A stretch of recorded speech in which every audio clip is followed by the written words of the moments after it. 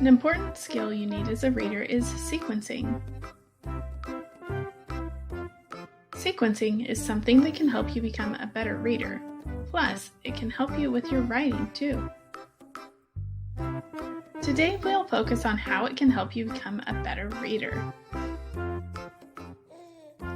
Sequencing tells us the order of things in a story or an informational passage. We can also use it to recall details of a story in the correct order. First, we'll talk about important words we can look for or use when sequencing a passage. If something is happening in the beginning, look for or use words like first, to start, at the beginning, began. If something is happening in the middle, look for or use words like next, then, after that, in the middle, later, second. If something is happening in the end, look for and use words like last, finally, in the end, concluding, last but not least. Other helpful clues to look for are dates, times of day, seasons, passing of time. Now you're going to hear a funny story. Be sure to enjoy it. At the end, you will use sequencing words to tell a friend what happened in order. Hi, this is going to be a silly teacher-student adaptation of the 3 Billy Goats Gruff. This story has been told many times and in many different ways. My class was inspired by the true story of the 3 little pigs. We call ours the true story of the 3 Billy Goats Gruff and Sid. Hello, I'm Sid and I'm a troll. You might already know me. I'm a bit of a celebrity. Do you remember that story, the 3 Billy Goats Gruff? I'm the troll from that story. Yes, that's me. Why am I in San Francisco, you ask? After those pesky goats wouldn't stop harassing me to cross my bridge every time I tried to take a nap, I decided it was time to relocate. Check out my house. Can you see it down there? Nice, right? The best part? No more pesky goats. Here in San Francisco, I have so many options for unique cuisine. As a troll, we can eat just about anything, but we do have 3 main food groups. Let me educate you. First, there's goat tacos. Those are so delicious, especially with tons of cilantro. I love that stuff. But don't put it on my brother's tacos. He calls that stuff devil's weed.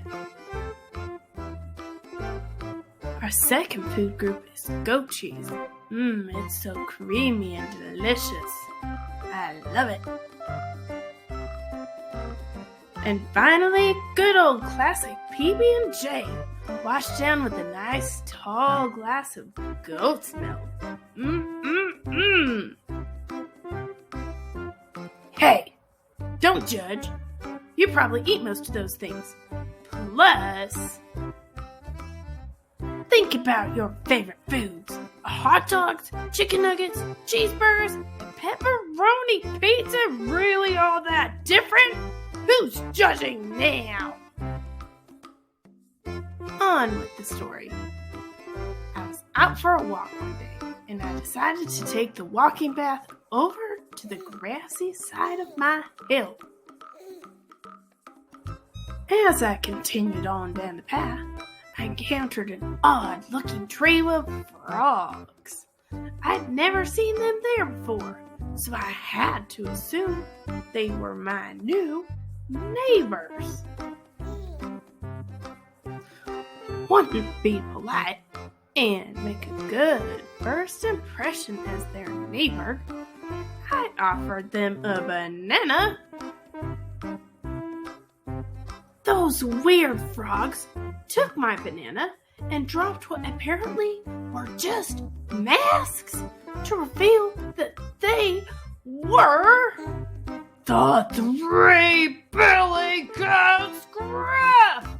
I was so angry! The 3 Billy Goats Gruff took turns explaining why they came all the way to San Francisco. It wasn't to continue tormenting me like I had assumed. The more they explained, the better I felt. They told me that they actually felt bad about the way they treated me at my old bridge.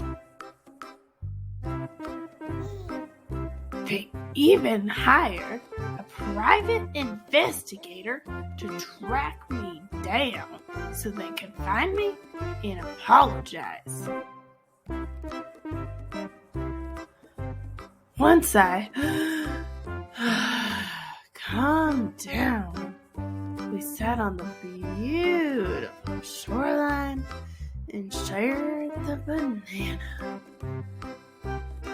After that, we went for a nice little stroll through the city together, and we didn't even get any weird looks. We were getting along so well that we rode on the trolley and took a selfie. Look how cute we are, especially me. We ended our wonderful day by going out for a sophisticated dinner. Now I've invited the goats to visit my bridge for a while. They really like that grassy hill nearby. Who knows? If this works out, we may invest in some beachfront property together. We'll call it our bachelor pad. Now you will use sequencing words to tell a friend what happened in order. Remember, in the beginning, use words like first to start, at the beginning or began. In the middle, use words like next, then, after that, in the middle, later, or second. In the end, use words like last, finally, at the end, concluding, or last but not least. Now pause the video and use sequence of events to tell what happened in the story.